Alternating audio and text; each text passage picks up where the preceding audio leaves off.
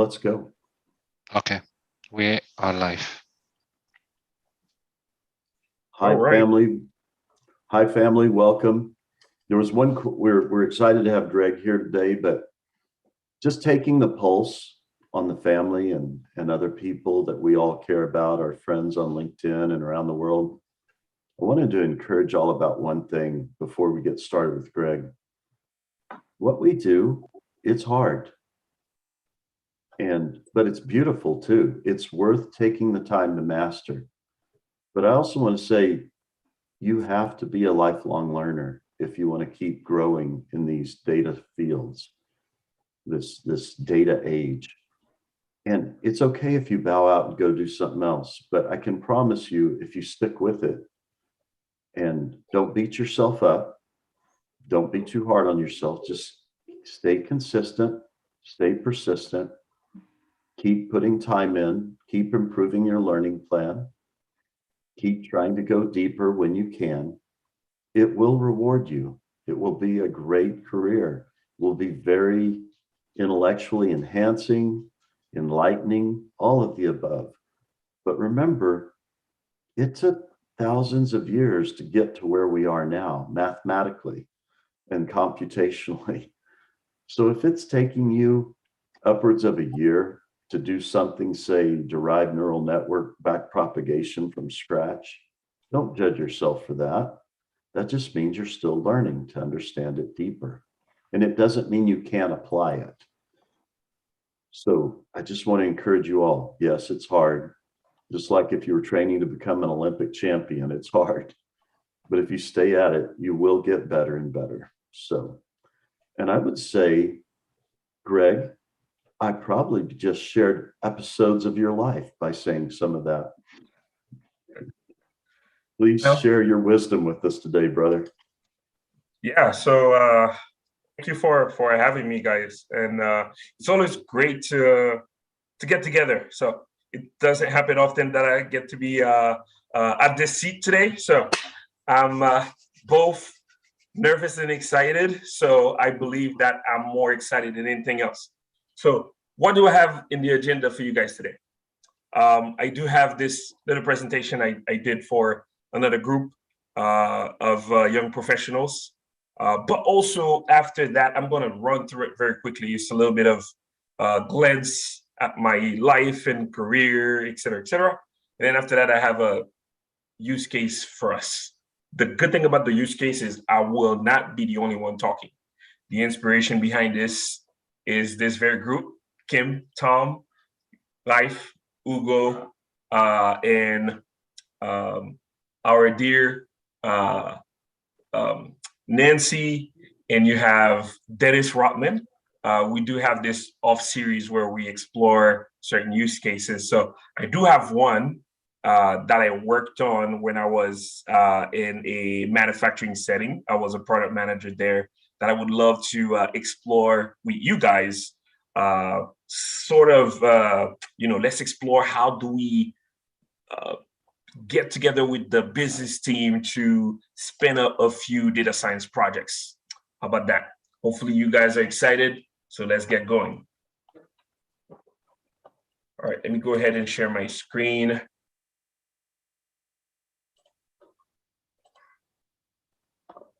Let me know if you can see it. Good to go.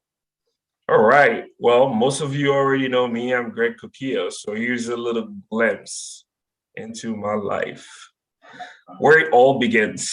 I was born and raised in Haiti. I am the middle of two brothers. As you can see, the one in the middle in this picture is the most handsome one. I was actually, born and raised in Haiti. Haiti is this special place in my heart. Where you have slums and where you have beauty meeting each other. And this is actually one of the most popular slums in Haiti. It's a beautiful picture, but really the lives of people could be better here. This picture on the right is on the north side of Haiti. As you can see, this is a place where anyone could appreciate.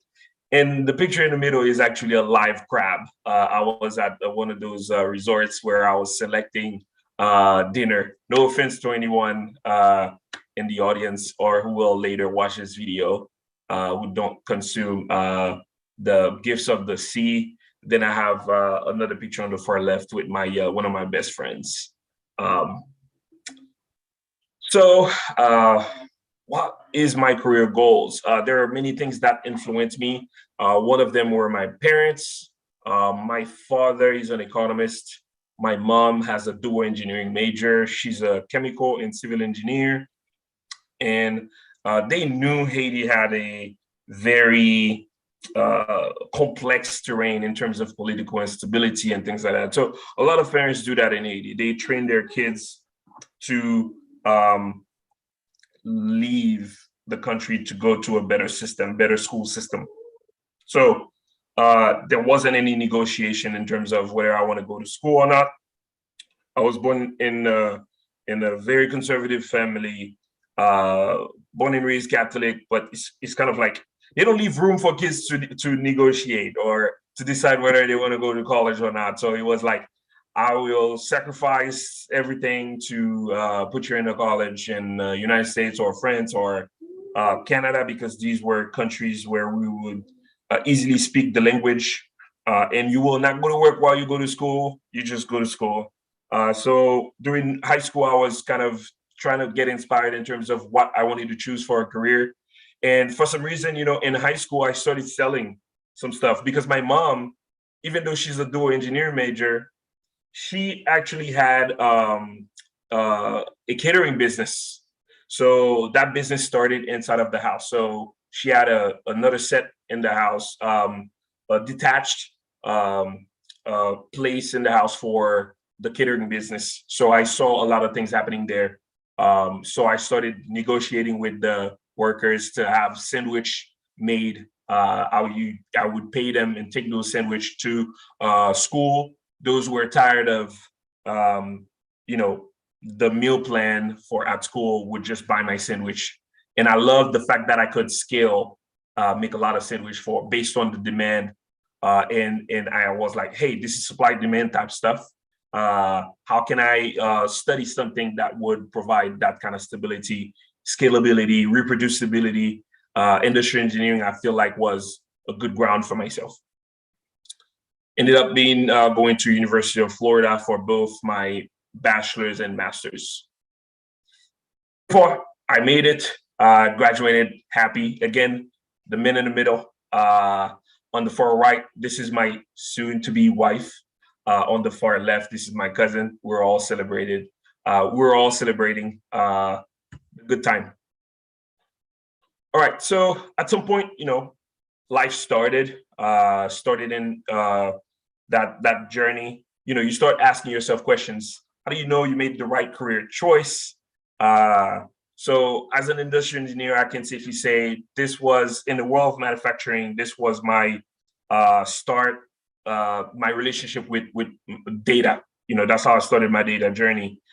Because as an industrial engineer, you have to put different things together. You have to manipulate information to create systems. So when people ask me, what do industrial engineers do? Well, you could Google it, and I will read for you here. We devise efficient systems that integrate workers, materials, machines, information, even energy, so we can make a product or provide a service. So that's all we do. So without information, without data, we are nothing. Glimpse into my career track. I've been a process engineer, supply chain management. I went to quality management, operations, value chain, and product. I've asked myself, when is this enough? Am I even learning things? Typically, in my mind, after 2 years, I try to kind of think about, how have I progressed these past few years? Am I still learning something new? Am I still having new responsibilities? Typically, when I feel like I hit a plateau, I try to rotate and learn something new or get a different challenge to get myself going. I used to feel bad for staying 9 years in manufacturing, but when I look back, I say, wow, I am here today, excelling. I won't say excelling, but I'm doing well in the position I'm in today because of my experience in manufacturing. These positions have taught me so many things. From supply chain management, I was already performing forecasting for different products. For quality management, I was already tinkering with IoT. Say, for example, there are use cases where, we would install camera systems down the production line, and these systems would capture images, analyze these images, real live images, and surface defects as the products are going down the line. And once these defects were detected, we would trigger a signal for the machine to self-correct or for the operators to make corrections to eliminate the defect. And that sounds familiar, right? Computer vision is all the craze. When I realized back then I was already tinkering with computer vision. Product management is where I've had probably the most fun, simply because there was a gap, there was a void in terms of how people gather data to perform their job, and I really enjoy helping others. So I had the opportunity to fill that gap. And sometimes filling that gap doesn't necessarily mean you already had the skill.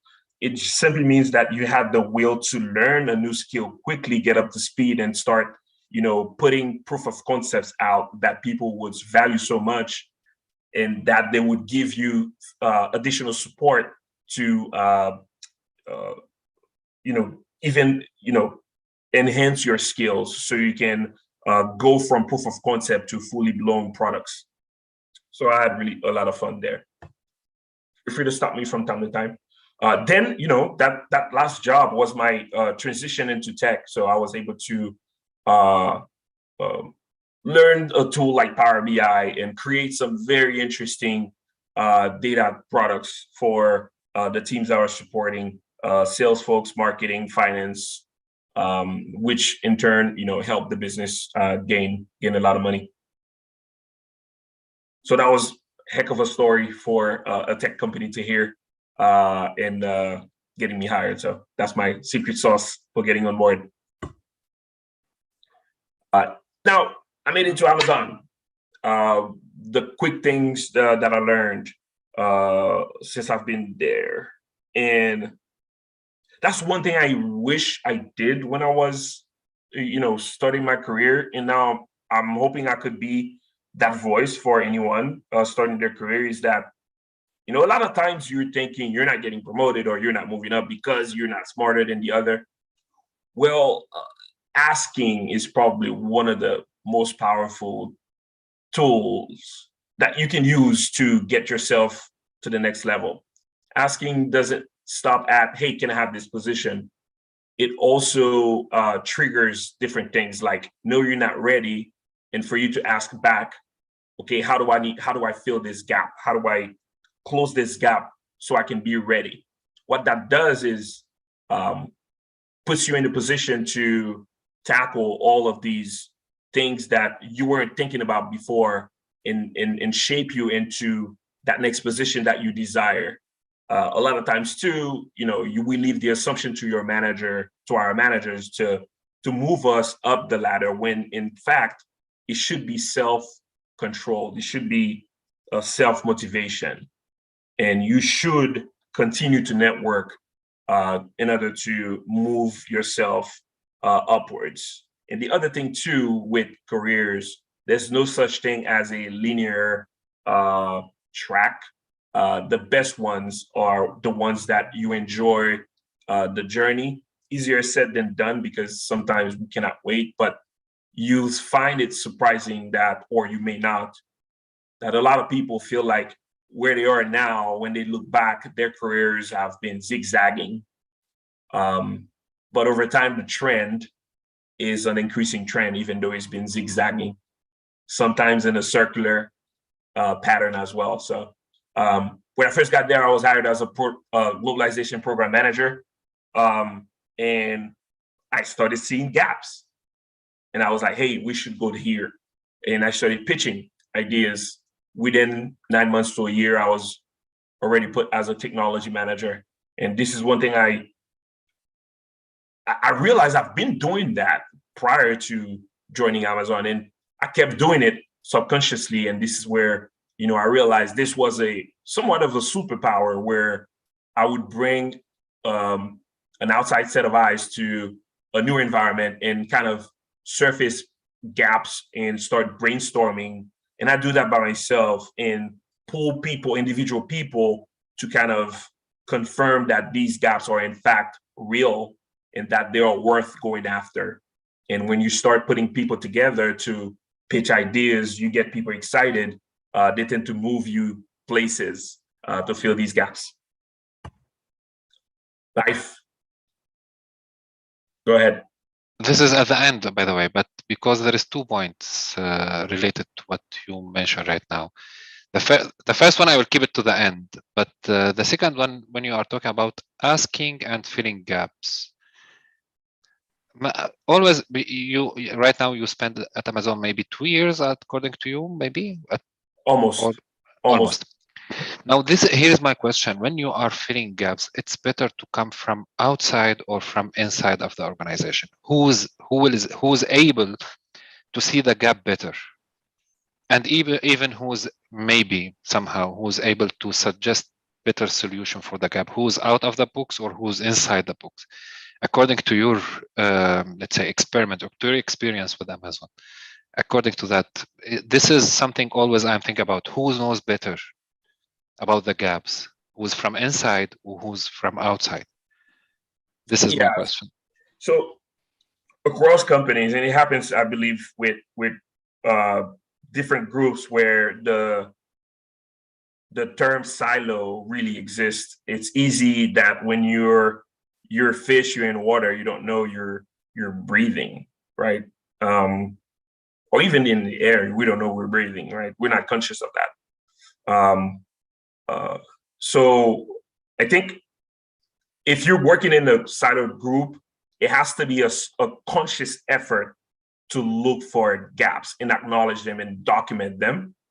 But it's also easier to bring somebody from the outside to look inside of that group, to surface them instantly.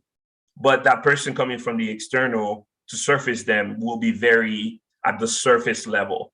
The in-depth knowledge of that gap will remain known by the people inside if they consciously acknowledge and work and understand the environment where they work in. They understand their capabilities, they understand their constraints, their roadmap, and things like that. So really, to tell you the truth, from somebody from the outside can surface them very quickly, but an in-depth understanding of why this gap exists typically comes from the internal team. Hopefully I answered that question. Cool. Perfectly. Awesome. So a couple areas of interest for me, a couple things that I'm solving actually in my current role. I'm automating data extraction from documents a lot. So if you want to have an idea of some of the use cases, you could go to Twitch. I was invited to SageMaker Fridays one time, episode 3.6, I think season 3 or something like that. If you go there, you'll hear about one of the use cases that I had, building computer vision systems, building human in the loop systems, AI systems. They invited me there to talk about one use case. It was such a pleasure to be part of the SageMaker Friday series. It's public, so I can talk about that. So this is one of the architectures that my team and I would put together for processing documents. You can see, there's an ingestion module, an OCR module, NPL, and an analytics module. And also One of the most important one is a metadata service, where you want to understand what you're doing with that document, understand how to identify the documents and store this information somewhere, where you can pull later to analyze. As you can see, there are a lot of different AWS services that you would pull to perform these tasks. And sometimes, the things like TextTract that perform text extraction doesn't work. We would build custom, models to perform different tasks. Pretty interesting stuff, and those are the things that I like to have fun with. All right, so for me, I've always thought about my career in terms of what do I want in short term and versus what do I want in long term. And what I'm about to say is going to feel weird. Short-term career for me is already in the past. Long-term career is something that I'm thinking mentally now. Long-term is 10 to 20 years, but I'm already preparing myself mentally now that I'm already 10 years ahead of where I want to be. Short-term is I already consider that in the past. So when I say short-term in the next 5 years, I want to be a product manager, I'm already acting as a product manager now, and I manifest it now. Or it's already something of the past for me. Sorry. And then long term is like, if I want to be the CEO of a startup, if I want to be XYZ, I'm already manifesting it now. So a couple short-term goals for me, being in the product management position. Again, I've already been a product manager. Now I'm doing product manager stuff as well. Mentoring, I've been doing that throughout my career. Couple long-term things, entrepreneurship, investing in startups, advising in startups. Even though advising in startups has been limited for me, I'm already manifesting it now. And some of you know me, if you've seen my LinkedIn profile, you already see that I don't put that by hazard. It's because I'm manifesting it, because that's what I want. I truly believe in laws of attraction. And this is why I kind of position myself this way, while I train myself to be a better entrepreneur, a better investor, a better advisor, a better mentor.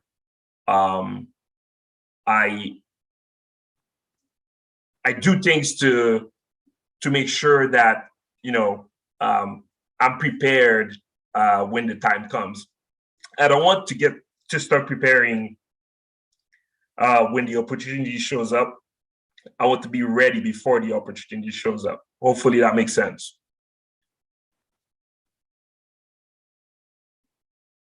Lives outside of work. If you know me, you'll know that I really love sci-fi. Below here, you'll see that Christopher Nolan is probably one of my favorite directors. And those four are one of my favorite ones from him. There are other ones that I like too, but Dark Knight, Inception, Interstellar, one of my favorites, and Tenet. He has this way of linking human emotion, like the most powerful one, which is love, with technology, that I really enjoy. And then prior to all of this, love for movies that I have is, I'm a father, a husband to a beautiful woman of Haitian descent, only because she was born in Massachusetts, and her parents decided that it's too cold in Massachusetts, and the island of Haiti, of Hispaniola, offered some warmth, that they were going to raise her there. But we actually met in the United States when we were both ready to go to college. And I have two handsome boys. This is us, Alex and I, and then the two kids. Oldest one is Giovanni, youngest is Noah. And Giovanni on the far right started school this year, so it's been quite the joy. Other things outside of work, you already know I'm a LinkedIn content creator. Talk about technology, product management, data science, ML, AI. It's been quite the journey, right, to get there, to becoming a LinkedIn top voice. Long story short, there is just, never something I set myself up for. It was just, me being curious about an area and sharing my learnings, sharing things that I found interesting. I would consume information, apply some, and then share some, share them, knowing that some people had more time than I could ever have to uh, deepen their knowledge into this. So it turns out, what I was sharing was quite interesting to a lot of people, and it caught some folks' attention. I've had the honor this year to show up in many podcasts, some memorable ones with Super Data Science. I'm not doing this justice because, Tom and I mean, we've been in many together. Kim, live, I mean, we've been in live sessions as well. So it's definitely something that I enjoy doing. And I find that I learn something all the time, every time, whether I'm the one by myself being interviewed or I'm in a panel. I feel like I discover something new every time. I like to learn this way. I always put in my mind that, I come there to learn, not necessarily share, believe it or not.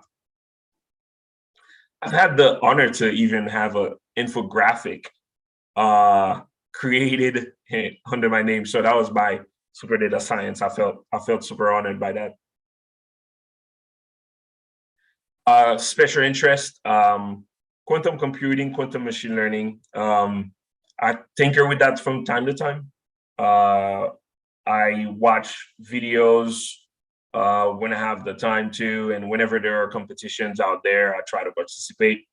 One I participated recently was organized by IBM, and they explored quite interesting use cases, whether it's asset portfolio optimization in a financial setting, or battery usage optimization, battery revenue optimization. So if you're a company that distributes battery for storage and distribution out to the grid, et cetera, how do you optimize the cycle of recharging and discharging without overloading or without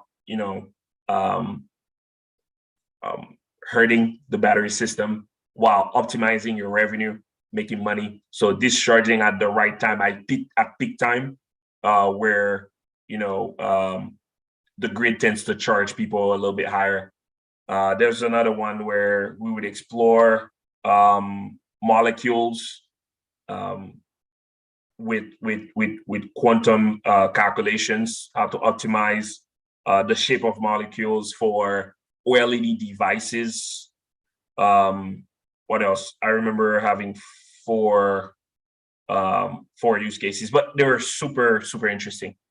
And some of them were like kind of regular quantum algorithms, and some of them we had to, there was a classification one too, where we resolved it with quantum machine learning, which was classifying from an image data set for clothing company. So what I do believe about AI is that, we're moving closer and closer to AI being a tool that will continue to augment our experience on Earth, allow us to leave Earth better than it was before, allow us to discover drugs a little bit faster, be more conscious of how we're consuming nature's resources, forge better relationship with each other, So you don't have to be in Haiti to help someone in Haiti, for example. Those are the things that I like to think of and know that things will be better at some point with AI. Some key learnings for me over the path of my career. I think, at the start of your career, and those are things that I also wish I knew before, is the more you try different things, the more you discover, and the more you'll know what you don't like, so you can focus on the things that you wanna be or you wanna do. When you explore new things, you do want to explore with purpose in mind. Purpose means that, for me, it's a simple question of, why am I learning this? Why am I doing this job? Am I learning something new? Am I helping someone else? Purpose is one of the biggest driver for motivation, I believe. So I always say, when you're performing a job, work with purpose. Look for next level scoping within your job responsibilities. Don't let your manager tell you, oh, next step, you should do this. Bring it to your manager. Show that you are already thinking about tomorrow, about the next 5 years. For a chance to be selected for that next position, just ask. And most of the time you'll find that you'll receive. Mentors are very important in shaping you for tomorrow, shaping you for today, helping you surface things, helping you answer questions, right? So I think a good mentor doesn't answer questions for you. A good mentor help you discover fresh perspectives and help you formulate new answers about yourself that gives you a sense of direction or a sense of next step. Always set expectations during one-on-one meetings with your manager to discuss your progress, surface gaps, and seize development opportunities. This is very important. It all ties into going out with purpose. Let's not forget mental health as well. My go-to mental health is time with loved ones. I truly believe that it's sacred and non-negotiable. If you're not fortunate with a family, time with yourself also is sacred. It's one of the best ways to recharge your battery and go out in the world and go after what you want. So best thing is, go out there and have fun.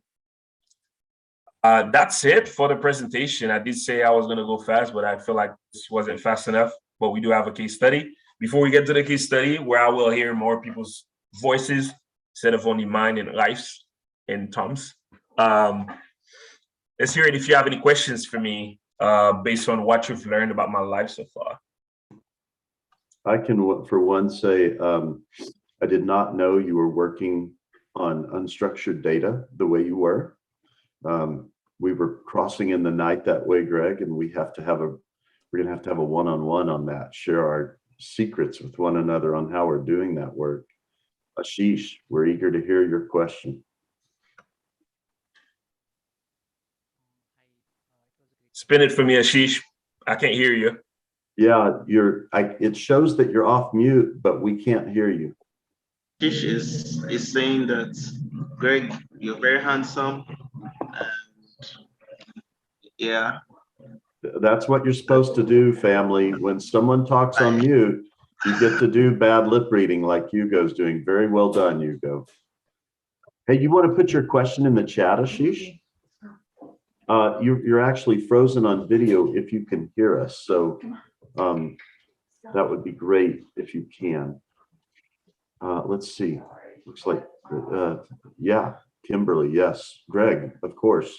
I should have said that. Greg, thank you so much for sharing your story. And that's the first time I've seen a picture of Alexandra, and she is gorgeous. Lucky man. Excellent. Thank you. All right. Ashish, I hope you can hear us. You are frozen, but put your question in the chat if you can. And then, so Greg, what's been the most important lesson you've learned so far about startups? Like, what helps them succeed? Yeah. For the excitement about startups is that you've probably heard that term, is they have the leg room to be tactically fast and while being, strategically slow. So tactically fast meaning they get to try things. You try this, you spin up, this POC, it doesn't work. You tweak it, you discard it, you go to the next one. It feels chaotic, but it's a very powerful way to hone in onto the right method. The strategy piece though needs people at the top of that startup who are thinking long term for the company. So being able to create that balance between the slowness of strategy and the speed of being tactical is something that I think good startups can do well to move forward. So you know, and the other thing too that they do well is good leaders. They have a way to kind of, spread that vision across and get people excited with the idea that, working on that long-term strategy for a startup will in fact return rewards for the bigger group of users, right? Will change people's lives. That idea that people hang on to can be a very powerful thing, because once you lose that passion, that's when startups start dying. I just to piggyback on what you're saying, I hope the family's aware. Greg and Gaith and I, along with the Steward team, we are praying and hoping that we can turn the integrated family into a family business. But probably better to say family businesses. And follow Greg to learn great startup stuff. And we'll certainly have him back and have more talks like this. But some people I want to encourage you to follow are Steve Blank, great professor out of Stanford. He teaches a startup methodology, very powerful, very effective. And my new boss that hired me to be head of data science for our little startup, yes, thank you, Ashish, exactly. He's launched several successful businesses. And when he was recruiting me, I said, Dave, I want you to know, I want this role, but a big reason I'm coming here is to learn from you. Is that amenable to you? He said, absolutely. And I said, when we launch this one, I hope we can use the methodology you're teaching to do several others. But he's gotten really good in the whole SBIR realm. Ashish, do you want to try to come off mute and ask again? If it doesn't work, just put it in the chat. Go ahead. Is it audible now? Yes. Yep. Okay, great. Okay, hi Greg. First of all, it was a great session. I really loved the way you talked about your experiences, and your journey has been really inspiring, especially the fact that you came up with a lot of different experiences and your background, your upbringing. So that has been greatly inspiring. I have multiple questions. I'll try to summarize all of them and combine in one or two questions. Right? So my first question is, you mentioned about having a self-control over your actions or your tasks, even at job or whenever you're progressing towards higher levels.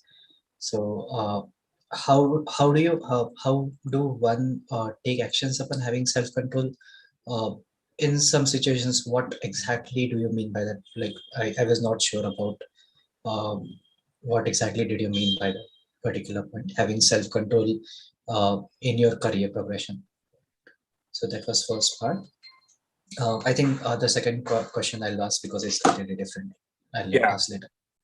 So the control that I talk about for your career is to not assume that your manager already knows what you want to do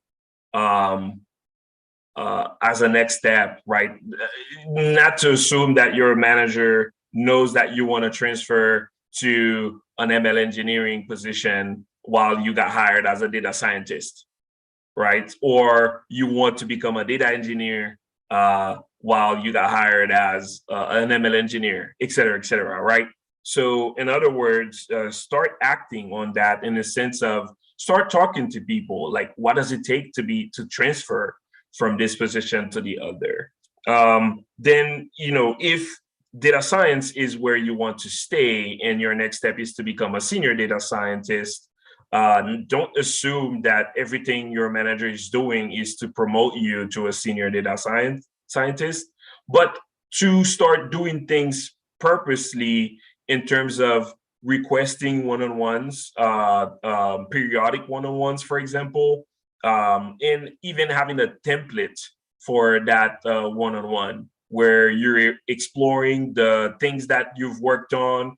You're talking about the progress, the obstacles, your meta learnings throughout these projects, and also helping your manager has a role to help you surface gaps, or you can bring those gaps to him or her because you're mature enough to surface those gaps, to understand your weaknesses and understand where you need to focus on, and also showcase your ability to prioritize. While a lot of people tend to say, oh, because I have a weakness, I need to focus on it, that's not true.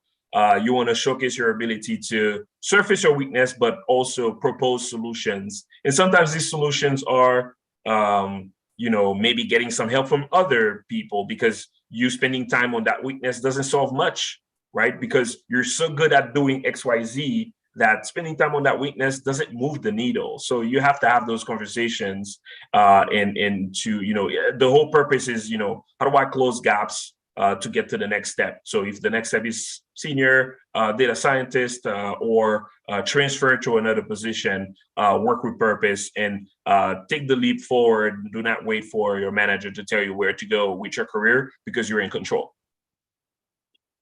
Got it. So Yeah, Greg, that makes sense. I will allow a little bit of you using examples of what I've done super poorly in my career, but you can't do that with that long a string of counterexamples to what I've done so badly. Okay.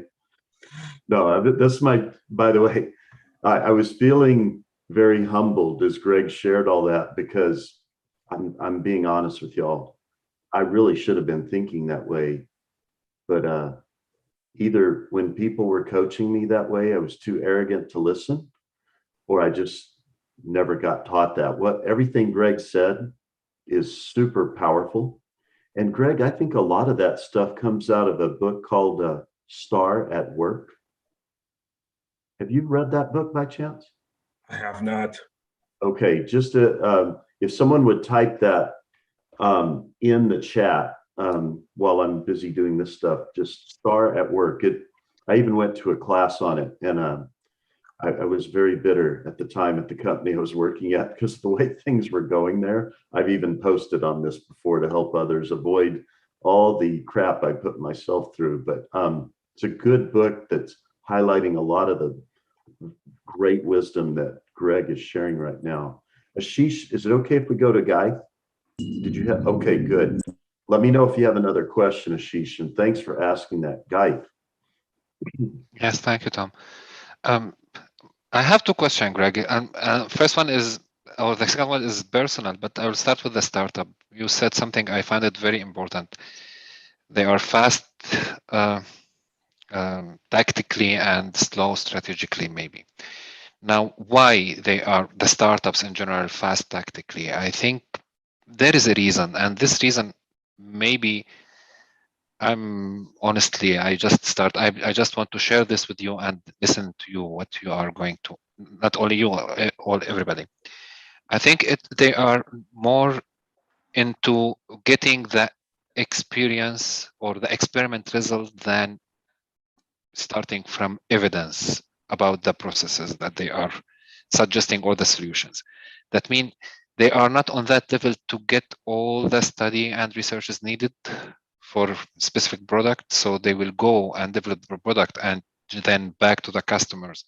And again, get the feedback and fine tune it somehow, which is something, this process, it might remind anybody with any, in this group with, for example, reinforcement learning approach or any kind of data science modeling approach. In general, is this the reason, or there is other things that we can focus on for the startup? Now, this is about the startup. The personal question, it's something really, I don't know why it's touching me. Something you mentioned that you are coming from Haiti and you moved to USA right now.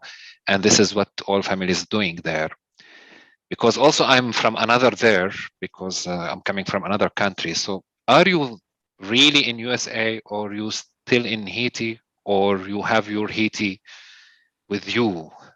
Because most of the time I'm still having especially my city, I'm not going, especially my city, I still have it in house, still have it here with me. So how to deal with this? Because this is really right now, it's the second place that I'm living in right now. For me, it's also a challenge somehow. Yeah, absolutely. I'll go to the personal first because I totally understand. You could go to Mars right now, right? You're taking your country with you. It's in your blood, it's in your heart. You're bringing your culture wherever you go. For me, it's always with me. Whether Gio or Noah know they're in trouble and they hear some Creole words coming out of my mouth, and they know they better stop, doing bad things, right? So if I speak French to them, whether the way we cook at home, I think, one way somebody tells you they're from a different culture is through language, but also through food. And those two are part of somebody's culture. And I take it with me. So if you ask me, in my heart, I'm still Haiti. The music that I listen to, or part of the music that I listen to, are coming from my home country. Part of the food that I eat is also that. The people I talk to, part of them, I speak in my mother language. So I don't think this is something I can turn off. And then something funny happens, right? So sometimes I feel like I'm upset at my country because they could be better. We're talking about the first Black republic in the world, the first country to be governed by sons of and daughters of slaves, who said, enough, we're independent now. We want to trade with the world like the rest of you guys. Such a powerful statement that was made back in 1804, and yet now we're the poorest country in the Western Hemisphere. It's upsetting because a lot of that weight are on us, because our ancestors knew better. So I'm upset a lot of times at the way we treat each other as Haitians, knowing that there are external forces too that didn't help the situation. So when I'm feeling like this, for some reason, when I go out there, I find people who remind me of how precious this country is. Like, I went to a party the other day, and I'm sitting down and I'm talking to this lady. I think she was from Libya or Senegal. I can't remember. Côte d'Ivoire, because she spoke French. And she was telling me how her whole life was influenced by this French Haitian singer. Like, her childhood is based on that singer. And I realized, wow, here's this singer that I've known in Haiti, yet that singer was changing somebody's lives all the way in Africa. I'm like, wow, that's amazing. There's something powerful there. And then, I had another conversation with Dennis. I think Kim, Tom, Rife, you were part of that, about, how the Creole language is so new and fresh and rich that, now you can have a PhD in Creole. That, unfortunately, there's a gap, right? Nobody's actually doing anything with it. I could say, Wyclef was one time unofficial president in Africa. Wow, yeah, Wyclef has an influence in Africa too. So yeah.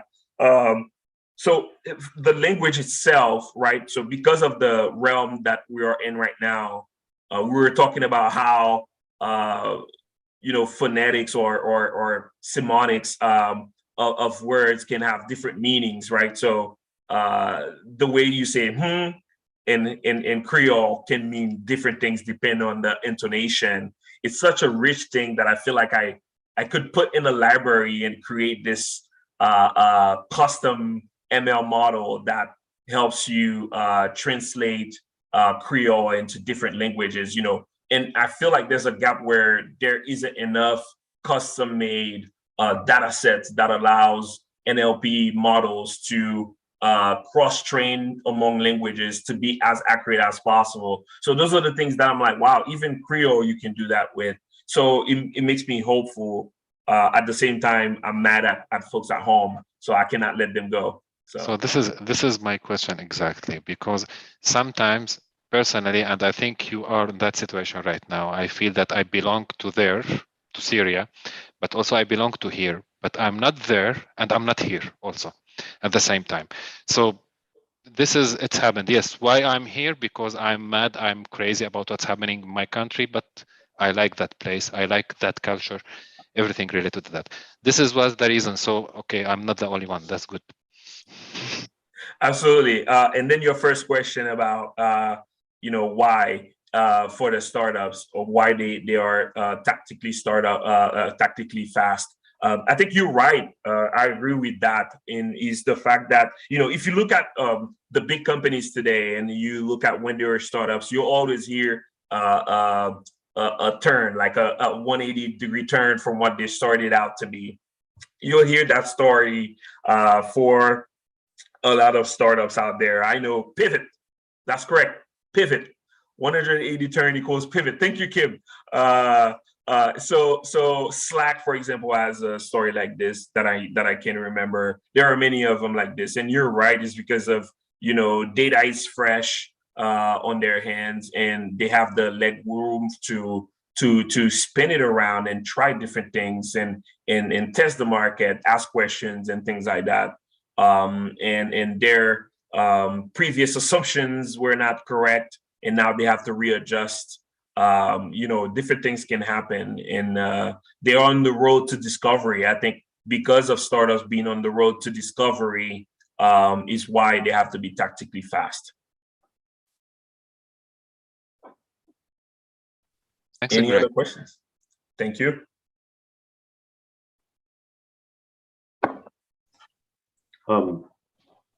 This is great.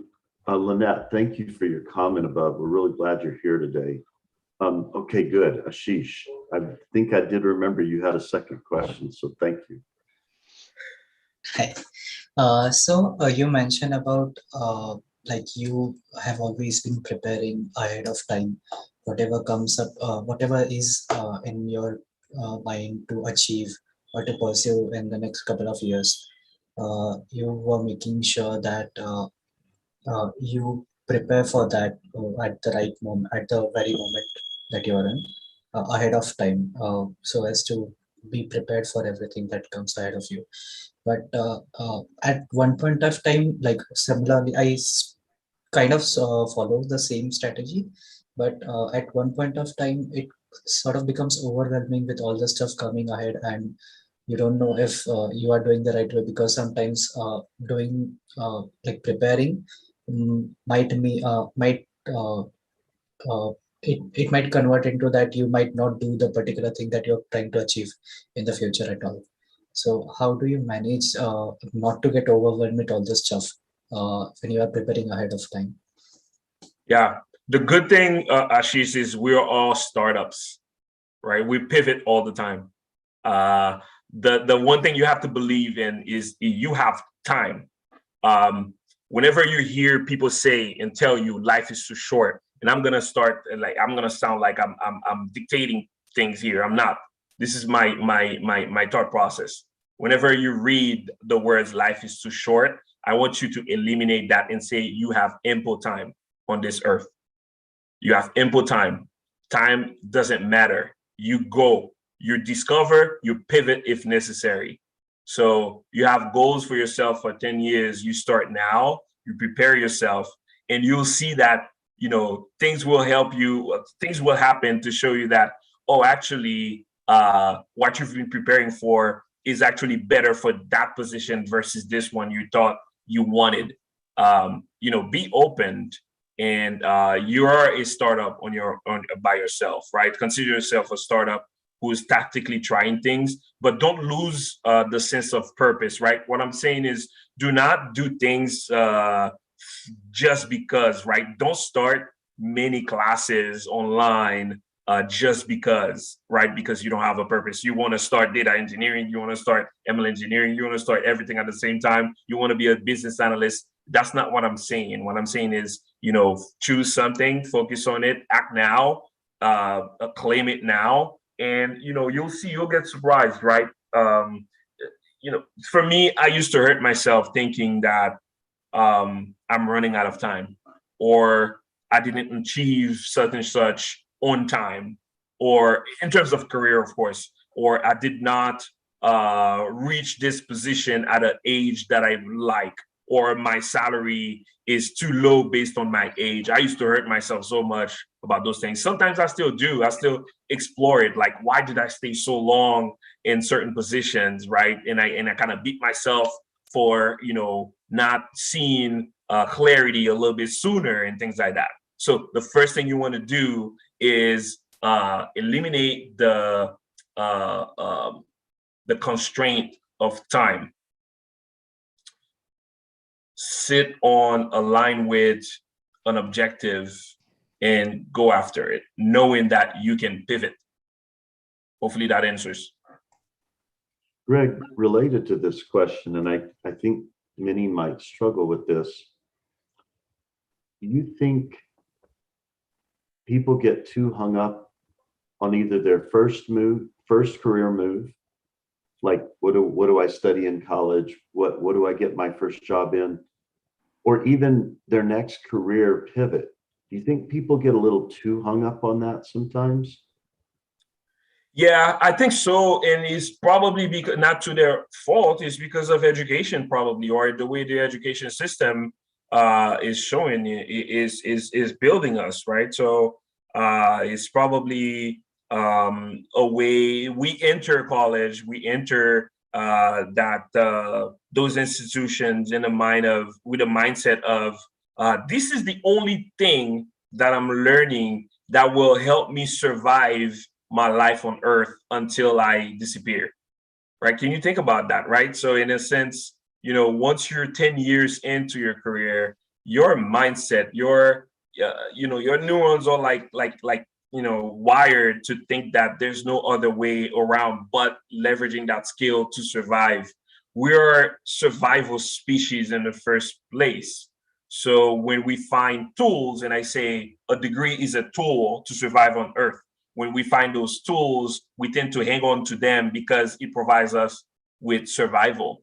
So only the ones who are successful, in a sense, with their career, whether we're working with people or working with you know, other people, they subconsciously or sometimes consciously are not afraid to try different things. And I say this to everybody, right? If you're early in your career, the best thing you have at your hands right now, again, is time. And the best time to start doing different things to discover sooner is at early stage of your career. College does not teach you that. The sooner you start. So one thing I was blessed with that I didn't mention here is early in my career, I was part of a leadership development program where I was rotating in supply chain, rotating in quality, rotating in operations management. As you can see on my career track there, those were all part of rotational programs that allowed me to discover the things that I didn't want to do, and that allowed me to discover the things that I would rather double down on. So it also helped me discover that there are many possibilities out there to earn a living. So it kind of forged my mindset towards that. You learn something in school. Another thing that influenced me as well is, again, I said, my mother is an chemical and civil engineer. Her career, she put me to school because of the catering business. So I was an international student with my two brothers. We're all there, but that catering business is the sacrifice she made to put me to school, and came out with no student loans. So, you're thinking, oh, the degree is my way of life. The degree is, so it's kind of like, unfortunately, that's the educational system that puts us in that box. No, very good, very good. And Tom. there's been some good comments here. Ashish, I agree. Kim was saying, I like to think that each of us is preparing to be the next best version of ourselves. And Greg, I find that as we keep going, even if we seemingly didn't make a great turn, make the most of being on that road until you can make the next turn. You're not going to really lose anything serious from it. And then I like what Lynette's saying too. And Lynette, sorry, it almost looked like it was I'm at first, but thanks for naming yourself there in the chat. We are in a recursive process towards optimization of ourselves. Yes, Guy, thanks for waiting. Yeah, and then we're going to go to Maggie. I was going to talk about the same, about these two comments exactly. So, but since Magdi is waiting, I think we have to go to Magdi. Oh, I'm sorry, I stole your thunder there. I was excited to say the same. Yeah, Magdi, please. Yeah, I can wait. No issue. I had two questions for Craig. Have you ever questioned yourself and question if you are on the right track, and question if you can achieve what you identified as a goal for you? That is one. And if it happened, then what did help you to overcome from that kind of hole, or where you felt that you were stuck in your career, for example? And the second question is, did you ever regret something? Yeah, absolutely. I'm riddled with regrets, and one of the things that I'm trying to do is to do the things that minimizes the things that minimize those, right? I think we can all live in regret and things of, oh, why didn't I see that sooner? Why didn't I act sooner? And things like that. I realized dwelling on those seldom help. There are instances where I thought, hey, I stayed too long in that position. Oh, I didn't tell that person I love them before they left her. There are so many instances like that I can think of throughout my life. But I find that knowing what I do now is that I try to consciously work on the things that minimize those regrets. So you may hear that from a lot of people, but I find it's very, very powerful and helpful for me. And one thing too, first part of your question, you asked, do I question whether I can achieve it or not? The moment I start questioning, this may trigger a lot of insecurity. It's a very slippery terrain for me if I start questioning whether I can achieve things or not. What I try to dwell on more is that I believe that I can achieve it. So that's one thing I try to hone in on. And of course, when I believe into something, it's kind of like college, right? When we go to school, we don't go to school with the belief that we'll fail. We don't question ourselves, right? We go to school with the subconscious belief that we will be successful and we'll pass. Right. So I think life should also be like that we are subconsciously believing that we can achieve things. Right. Now that I'm more aware of the things that I want to do, I try to manifest that success ahead of time. And that helps me believe that at some point they will be achieved. And there are some key signals that I always prepare myself to listen to make sure that I'm on the right track. One thing I do, for example, that I can share. So, for example, my presence on LinkedIn, for example, helps me attract a lot of startup folks who are coming to me for advice. So we get to one-on-one sessions from time to time. That's a signal for me that my goal is getting closer and closer to being achieved. meaning, you know, I want to be an investor, I want to be an advisor, et cetera, et cetera. So those are the kind of signals that I pulse to make sure that I'm moving in the right track. You know, are there moments where I think, oh man, I don't feel like I should be there where I am right now at my age. I should be a director, a VP, and things like that. There are moments like this that come to mind, but they're not helpful. It's more of a where am I now? Where have I been yesterday? Where am I now? What can I subconsciously work on to move myself to the next level based on my you know, roadmap, my personal roadmap based on where I want to be. And knowing too that that roadmap may change, right? You may hear tomorrow that my 10-year goal may change because of something else that happened. So again, the idea is to not box yourself up and believing that you can achieve anything you want.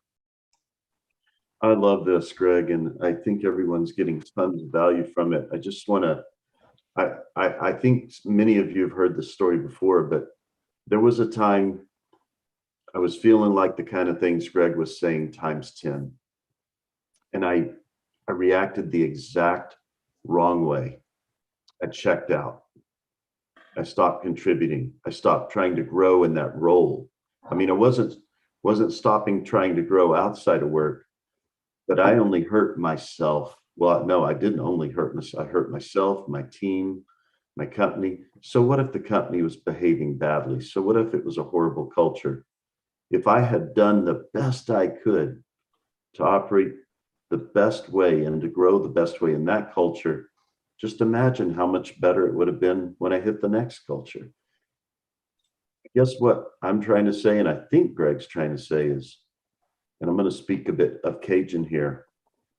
It doesn't matter where you are. You got to keep learning to deal with crap effectively. There's always going to be some level of crap. And don't think that just because it's really crappy where you are, that you can't still learn and grow.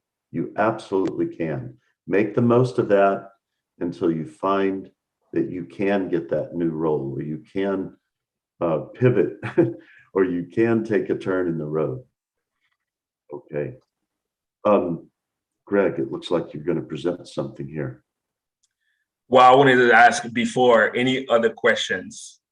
I would love to keep answering questions. But I wanted to give an avant-goût of the things that, unfortunately, I don't think we can finish this one because it was like a full-blown case study in terms of a data science project and then some. So just wanted to take a quick pause. Are there any other questions you'd like to ask based on the previous conversations we just had? Okay. Yes, Ashish. A short question. You mentioned about your mentors, but you didn't about like keep a description of who your mentors were and what exactly were the expectations that you came up with your mentors and what you gave them as a mentee. So how was the interaction between you and your mentors when you had them? Yeah, I've had many mentors, and typically mentors, I've had some younger than I am, older than I am. They've helped me discover so many things. Some of them I was able to help with their own startups. They can, you know, they were working on their personal projects, and I brought some new perspective for them. So I brought them some value there. While they, in fact, help me discover new things, right? As I said before, a good mentor is not there to answer your questions, but to help you discover things about yourself from different perspectives, right? So you answer your own questions, but they're there to kind of guide you and help you see things, pull you out of that box and explore that box from the outside, and then open it up and analyze it.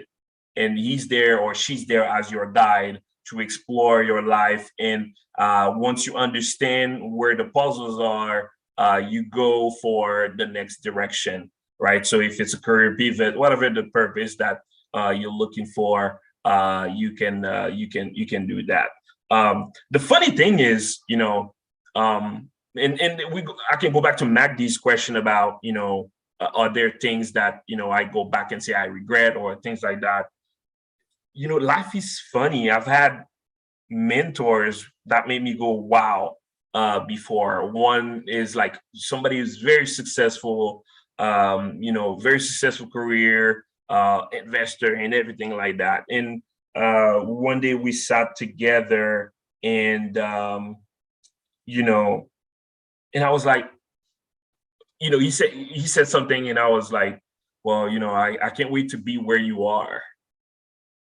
And he responded, well, I can't wait to be where you are. You have a family and you have 2 sons. They're beautiful sons and things. And I was like, wow. And here I am thinking, okay, all career, I want to go after that career. I want to go after, the money. I want to go after the success and things like that. And I'm forgetting that I have something that is a blessing, right? And then here's my mentor looking at me saying, I want to have what you have. And I was thinking the other way too for him. And that really touched me at that point to realize, there's more to life to explore. And hopefully that answers your question.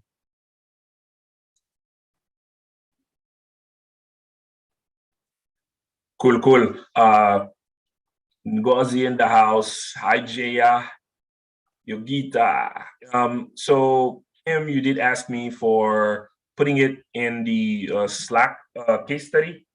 In Slack, is there a channel for case study, or can I put it in family and things? But I do believe we won't have time to finish it.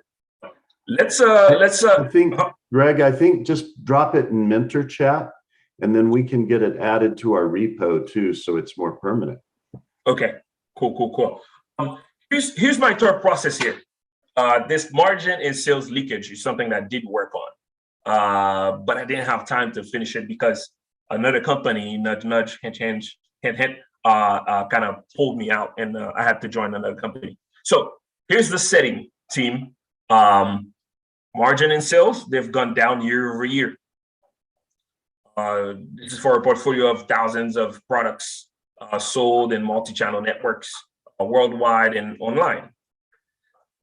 So cost and price of these products are sensitive to the cost of raw materials, and these raw materials are commodities traded daily on the international stock market. So you have the head of sales, head of profit and margin, losing their minds. And by the way, in real life story, I was part of the profit and margin group and cannot figure out what to do. So you're a data scientist or you're a group of data scientists, you're called to come to the rescue. And the company believes that they're in the final years of determining whether they need to close up shop or not. So this is the situation that we're in now. And I think it's a fun case study that we could do. We could use those Saturdays to go over. If we don't finish it now, it's okay. What I've done is I've prepared a couple of things in terms of questions that both you as a data scientist and myself, who's going to play the role of a business person, may ask because it's chaos time and we're trying to figure out how to retain customers. We're trying to figure out how to set the right prices, buy the right amount of materials, control our cost, et cetera, by leveraging your expertise in the next couple months, in the next couple years, so we can survive the waves. Does that sound good? Anybody has any questions? I see a show of hands. Clap, clap, clap, clap, clap. Excitement? No. Okay. So, Greg, I do. I just, I mean, I know we talk about this on the side too, but I want the family to hear these kind of things. What do you think? Someone wants to start their own business, I think, like Kim is doing. In fact, I'd love to hear from Kim some week on how her business is going. But what do you, I think this is different than the question I asked earlier. What do you think kills startups based on what you're seeing so far? The number one, I think, is not changing, like believing that the market needs their product when the market doesn't. Yeah. Yeah, that's very interesting you would say that. I think Steve Blank would have be clapping at your answer. He would have said it with different words, but I think you nailed it. They're building something that they're in love with. They didn't bother to check if the public wanted it. Yeah. The second one is inside of the company, people stop believing in the product or in the vision. People stop buying into it. Once you stop buying into the vision, that's a slow death for startups as well. I'm eager to get my CEO in our living room here because of his history. And I even talked my counterpart, the head of machine learning, to come one weekend because he would say he told me he went bankrupt because of his startup. And he even has a really good product, guys. There's a lot of people that love his product, but he just couldn't make enough profit to keep going. And the product's still there. What would you say, Greg, and we can bat this around and others, treat this like a discussion time, like we're literally like we're in our family living room together, which we are. How do people avoid that trap, Greg? And by people, you mean startups? How do they avoid that? Yes. I think people innovate or startups innovate two ways. There are those who go out there and put surveys out in terms of, hey, what is your pain point? Tell me about it. Well, how come you can't solve it? What would you value? What would you value to solve this problem, etc. Right? So they kind of go out there, hear the voice of the customers, and then go back home and brainstorm ideas and things like that. Then there are other customers there are other startups who take a step back and look at the big picture and surface gaps and then spin up quick products, put it out there in the market, and then let the market dictate whether they want it or not. And then they really so keep good. their ears close to the ground for any pulse of, I hate it, yes, it's good, but I'll start using it, hoping that you can increase the features and improve it and things like that.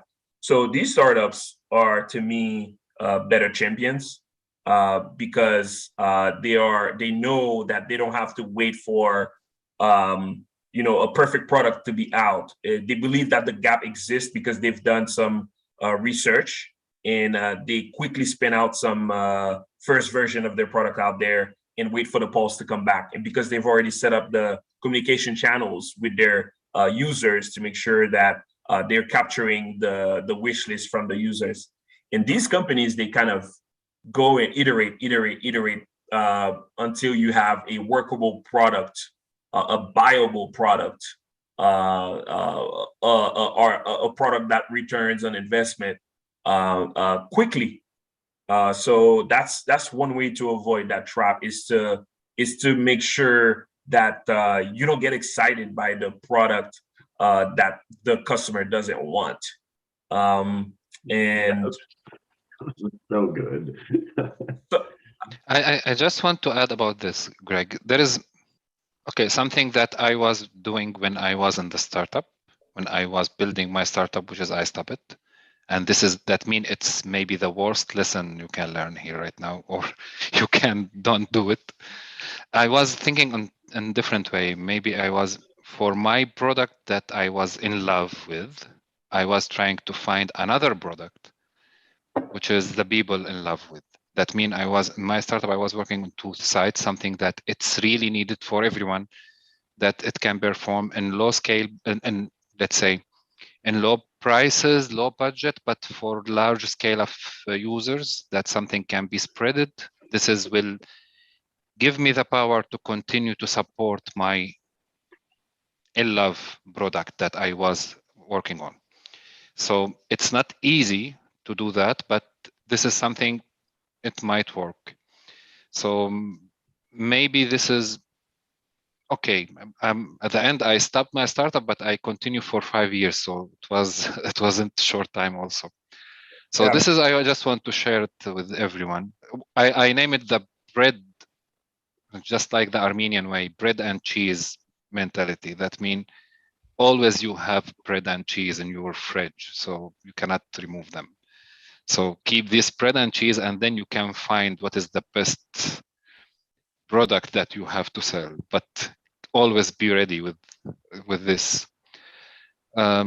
The other point, it's also something happened on some places in the world. I'm not sure about US, which is instead of thinking about the customer, thinking about the investors. That means you as a startup, you are trying to attract a bigger investor, big name, just to be investor with you and support your vision.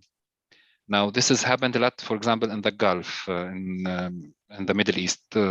Always there is some new ideas comes, but the target of these new ideas, not to go to the market really, it's just to find the great investor. One example, it's coming from Souk.com, which is a platform. It was working on UAE for retail, and then Amazon acquired this platform, and right now it's one of the biggest online shopping websites or web services in the Middle East. So this is something happened a lot also. It was a startup at the end. So this is what just I want to share, these two ways of maybe avoiding blocking the project or stopping the startup. Let's integrate some brilliance together. And I'll give you some background. Control system design. Why do we need control systems? Keep your system on track. That's all they're for. You have a reference input that's telling the system where you want it, what you want it to do. And the control system's job is to, in spite of disturbances, in spite of noise, in spite of the system getting bumped into, in other words, to stay on track. But if you're only collecting feedback on the current output of the state at very infrequent time intervals, the system will go unstable. It'll move far away from where you want it to be. Now, imagine doing something much, much harder than controlling a physical system or a physical process. Now you're trying to come up with a startup. And Gaita, I was actually laughing as you talked about startups looking for investors, trying to appeal to investors. If I were an investor, I'd say, why are you smoozing me? The only way to sell me is to show me how you're smoozing your market. How frequent are you getting feedback in your development from your market? Do you already have a customer on the hook that can't wait for your development to end, and they're giving you frequent feedback on what you're developing?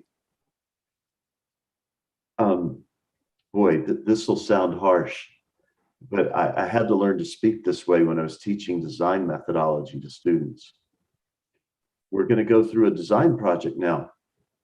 Nobody gets to bring their baby in the room.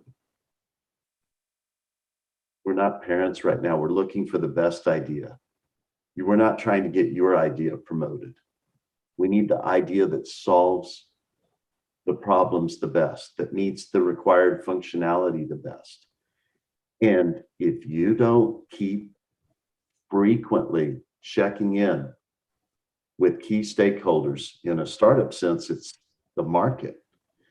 In your role, this still plays out true. You are a startup in a new role, in a new company, or the same company, a new role, right, Greg?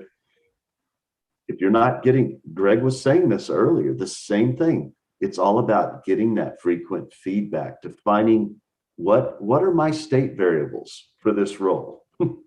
What state do I need to be in? What areas need to be at what state for me to look good, for me to advance to this new role I want, to this new level I want? And this is what Steve Blank teaches, maybe with different words. This is what Greg's been saying to us today. This is what Kim is saying to us in so many of her great chat comments. One thing I wanted to add too is, yeah, you brought it to the startup level, you brought it at the personal level, and also inside of a team, of a developed team as well, right?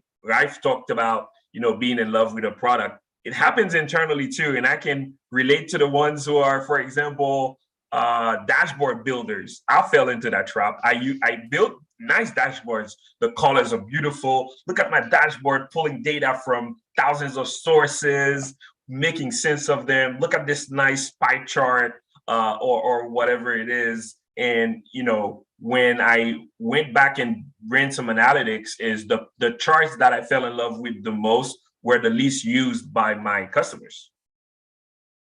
And I kind of ignored that. And I'm like, no, this chart is too nice for me to deprecate it. No way. But Greg, you did please your primary customer, but who was it?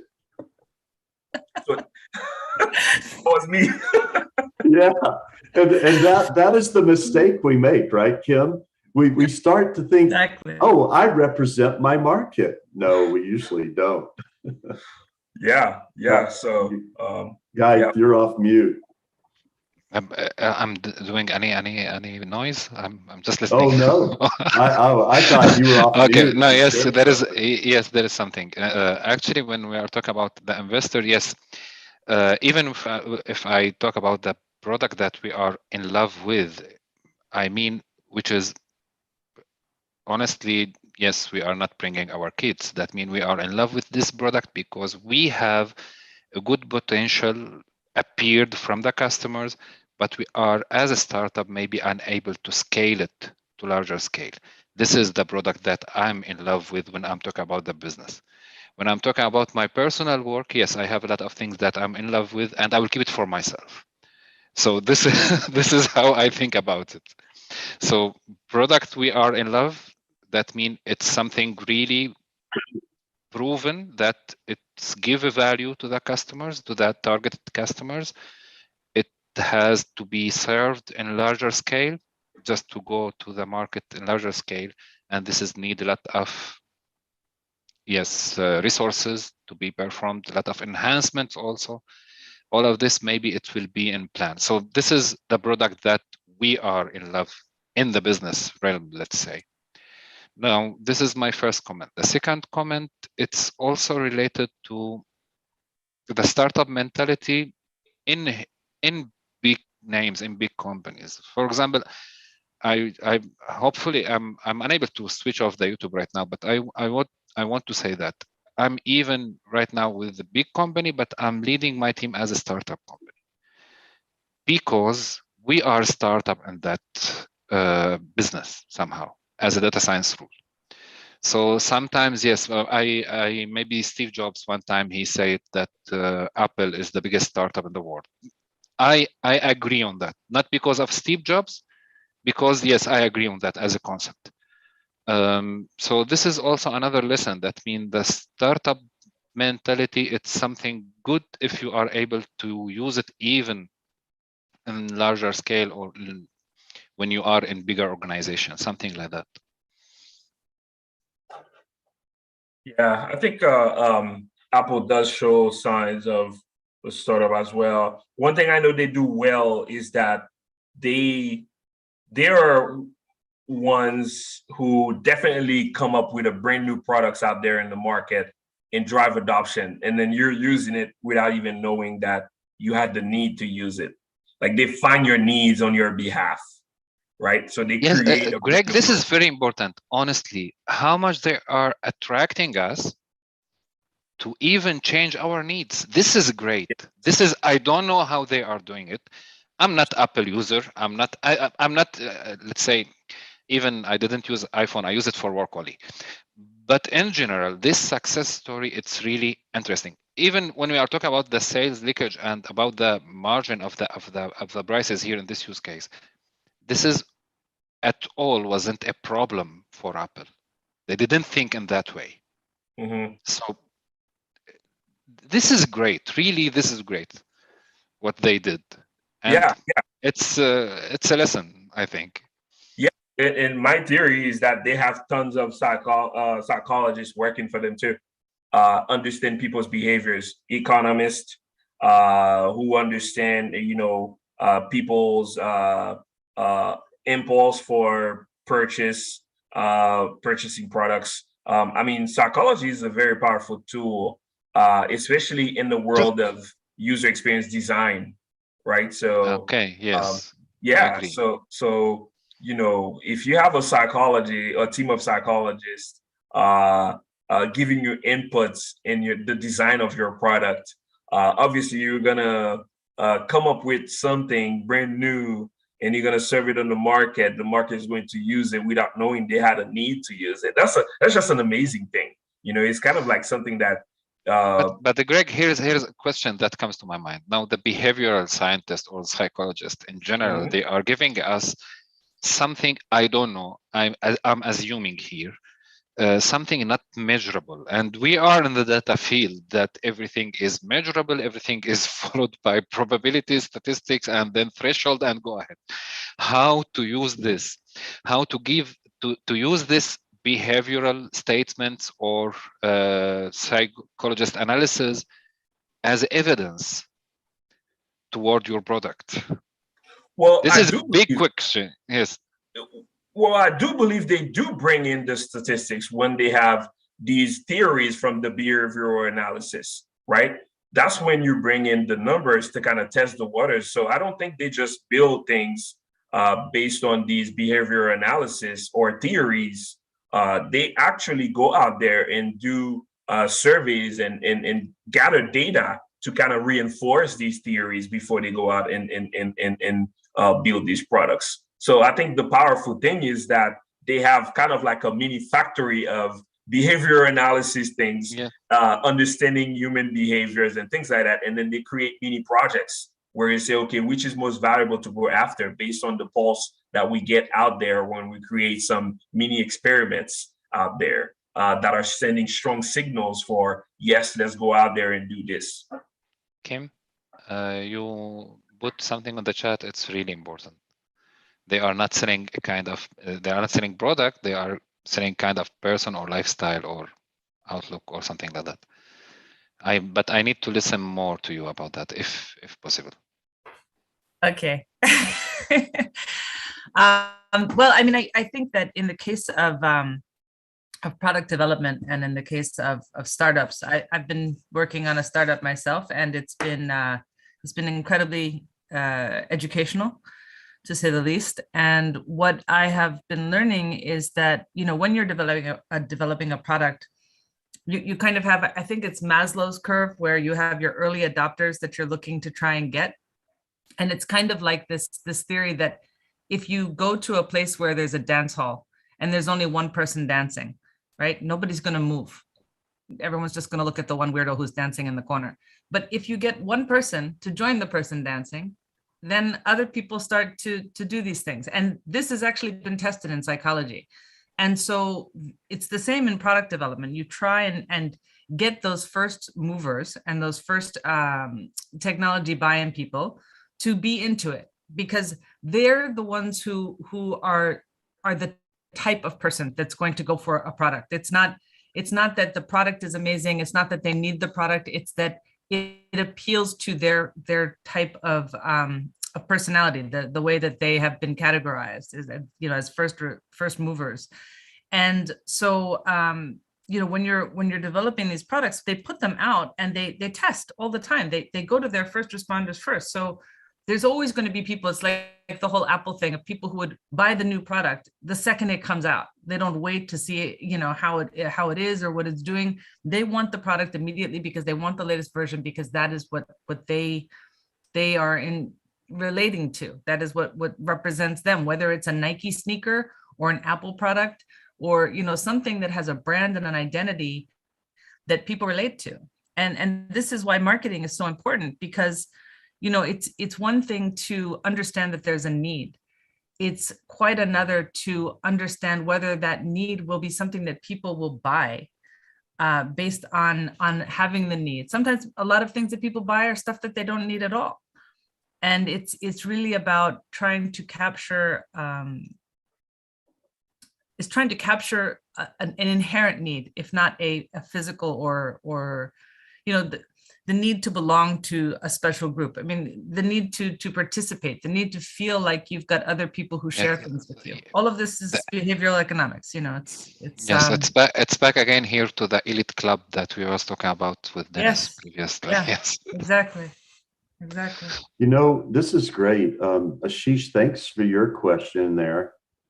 I think what we're all doing, it's not what set of practices are best. It's, well, catalog a set of best practices.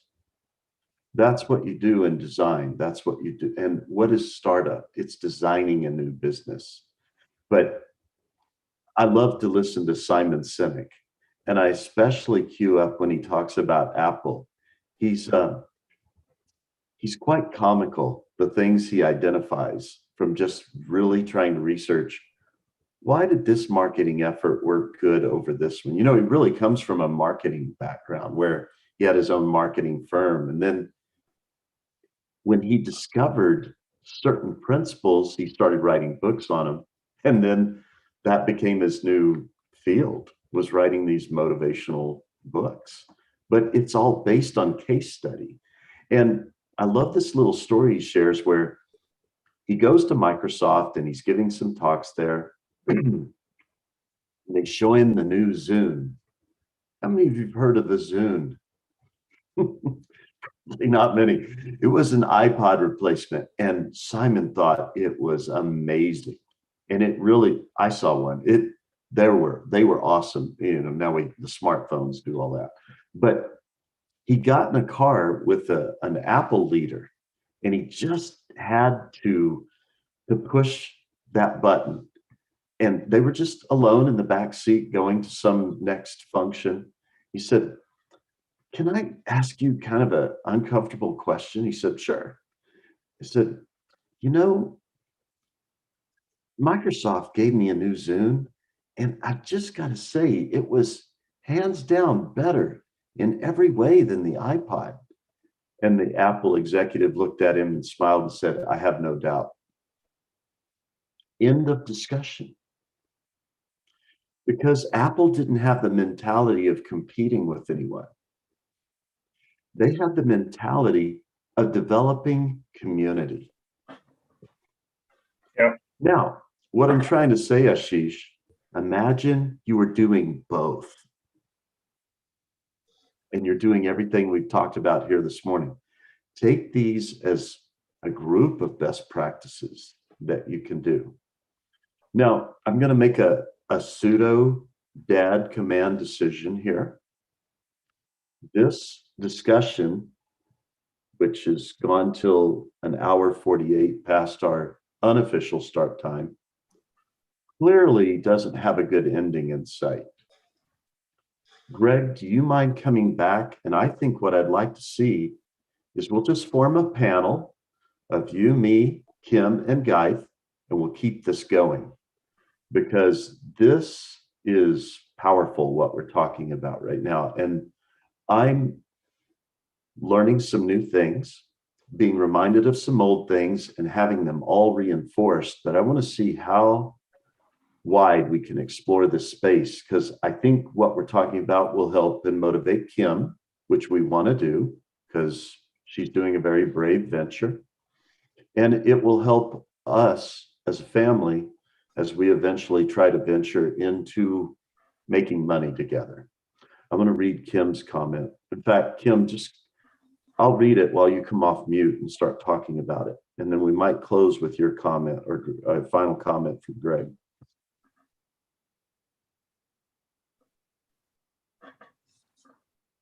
Okay, so are you reading it or am I reading it? I'm reading it while you talk about it. Okay.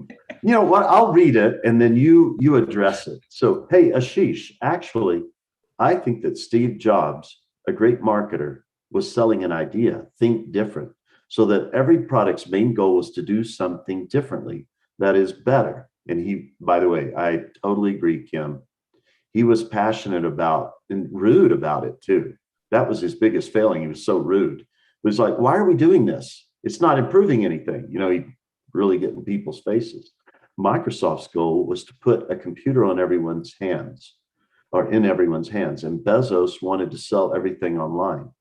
The methodology depends on the vision. Yes. I would say, yeah, I want to humbly confess, Greg helped me get some interviews at Amazon. I did a really great study. I did a really great write-up. I went through the first round technical interviews and I did not advance. And frankly, I was shocked. I don't know why, but it was okay. I learned a lot from it. But when I was studying the history of Amazon culture, I was impressed. I was impressed how they were at the early days, how they operated, and the history they still hold on to from that.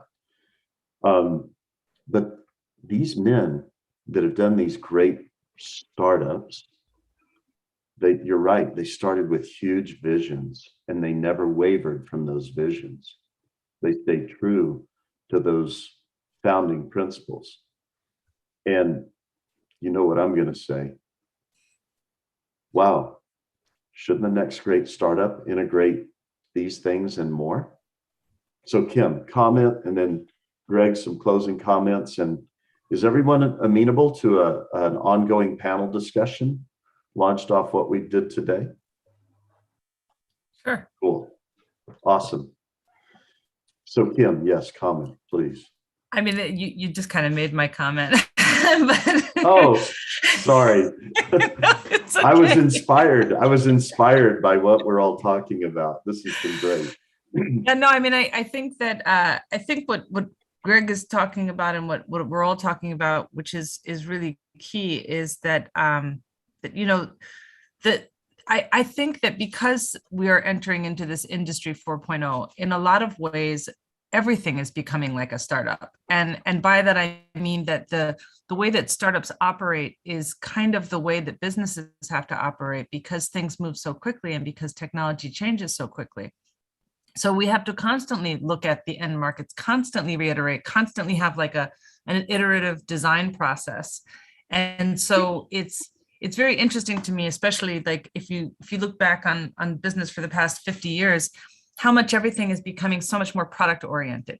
Like you know, you can say you work for XYZ industry, but really when you get down to it, you are developing, working on, and selling and checking out the marketing and the stats and the KPIs for a product, because everything has become so pinpointed these days. And you know, each product, even if you have the same product and you're selling it to different people, how you're positioning it to those different people is going to change because of personalization, and because we have all of these abilities now with NLP and with everything that we can find out about different people and how they buy and why they buy.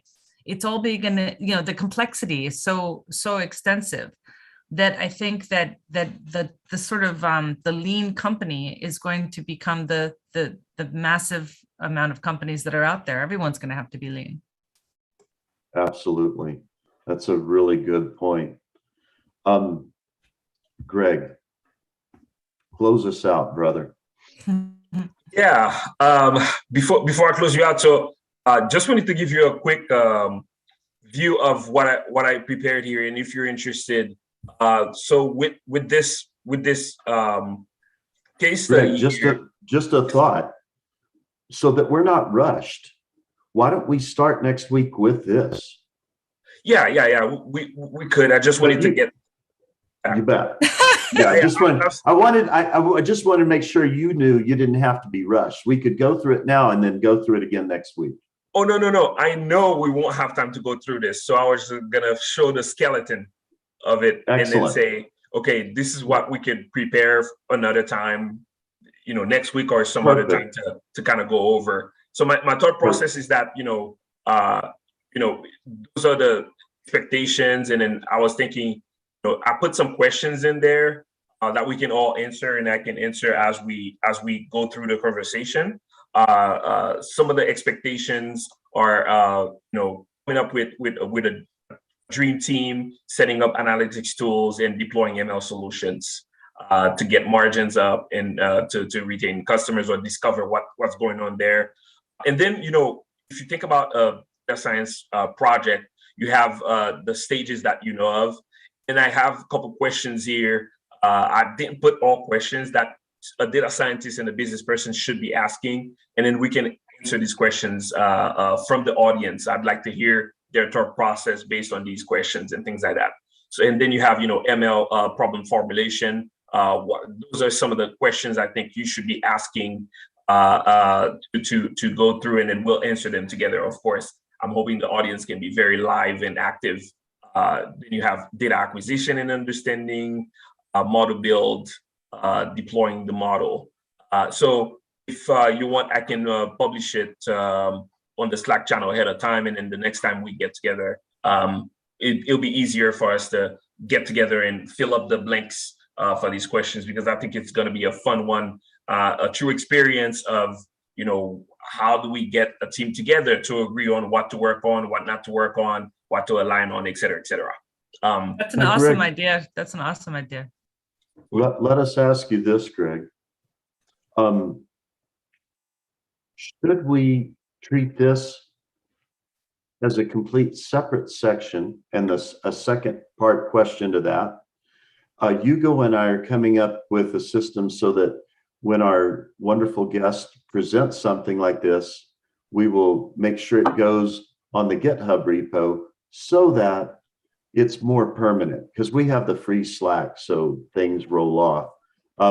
Could we have your permission once you're finished with this to put it up on the GitHub? Excellent. Yeah, absolutely. I think what I was thinking is that, we continue the conversation on the startup with the panel that you mentioned, and then this one could be like its own session some other Saturday or something like that. Perfect, because it did look like it was important and different from the startup. So I say we can roll forward. Why cut a great discussion like these two discussions short just because we ran out of time? We'll pick up here next week, and then we'll take a good long break over the Christmas holidays, just so everyone knows. I might just have an informal thing though, because this is part of my routine now. So even on the days we have break, we may have an unrecorded social time. Yeah, I was thinking, before the break, we could continue the conversation on the startup piece, and then after the break, like in January, we can go through that case study together. I think you would be probably best. And again, I knew that the materials that I had prepared for today wouldn't be explored over one session, so it's perfectly fine. Excellent. With that team, would like to. Okay, Greg, one point before your closing note. After your closing, I will stop the YouTube and I will tell you something funny about this case study. Go ahead, please. Yeah, go ahead. You can. No, I cannot say it on YouTube. Okay. Okay. With that team, I'd like to thank you for being patient with me and listening to my story. Again, this is another session where I feel like I've learned something new, right? Whether it's discovering from within or discovering from you guys, it's always great to hear your perspective. Your questions actually are triggering these learning points for me. At the end of the day, my mental model about anything in terms of career or life really is never stop learning, right? So the day I call myself an expert is when I will stop learning something. So in other words, I don't like to call myself an expert. Therefore, I feel like I'm a student of everything. And I think, Tom, you will agree with that mindset. And Kim, I know you can relate to that too. So, go out there and be curious, learn something new, and, fill in gaps wherever you see them, and minimize regret. I think those are the things that I can leave you with, and most importantly, ask for help. We are an interconnected species, so we depend on each other's to survive out there. So ask for help. Do not let ego get in the way. And again, thank you for your time. It's been a great pleasure to talk to you and to hear your thought process as well. Wise words, Greg. Thank you. And in Ngozi, when we continue the startup discussion next week, I think it would be very appropriate if you wouldn't mind to share what you do with the family, because I think it will fit right in with rubber meets the road for a lot of people that are here. Would you be willing to do that?